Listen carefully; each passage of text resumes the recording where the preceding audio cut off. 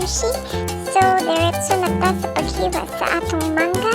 Kaya wala nakapicture si Madam sa iyong ingredients. So, alang gawin na lang atong ingredients. So, atong first step is cut into small strips or cubes ang atong mangga. Ang akong igamit ko is overripe na mango kay sayang man ang mangga, sobra man. So, nagka-idea ko nga, himuon na lang siya og merienda recipe. Diba?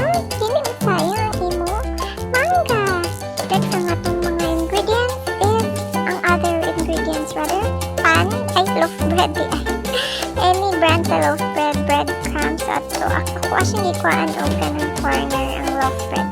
So next is, ato ada yung simmer ang atong mango, and then put some sugar. Depende na sa inyo kung sa kadaghan ng inyong kutsara sa asukar ha. Kamuna'y bahala kung hinamison mo o dili. So, while nag-low heat siya, ato ang i-mix ang atong mango with sugar. Ano na siya? Mix well. And then, there na siya after few minutes. Na siya isabaw. And ready to be palaman. So, habang atong bugnaw ang atong mango, kaya nag-idea ko nga ikat na ng kutsilyo ang corner sa loaf bread kaya naghago-ago ko kanina. And then, i-flat na to siya gamit ang baso. So, flat. The next step is, paano na to atong nakabugnaw nga mango syrup. And then, ato siyang ipalaman. You know? So, dahan-dahan next ang paglagay.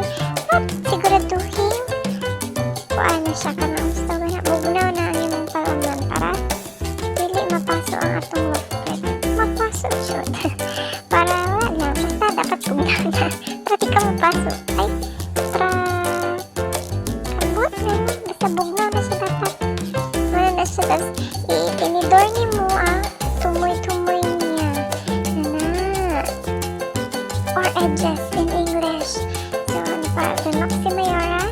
Then, muna na, repeat the process. So, muna ni, nag-come up na to diri. So, i-prepare na nato itong breadcrumbs o itlog. So, nakalimot ko ingon na rin siya itlog. So, nagpainit na ko ang mantika. Pag-init na siya, ready to deep fry. Kaya ilunod na ang atong gibuhat sa itlog na mixture. Sa atong gibatil na itlog. And then, butangan siya o breadcrumbs. So, dahan-dahan lang. Kaya mapisat ang atong palaman. Naraban siya palaman no. Kasi mabugwa.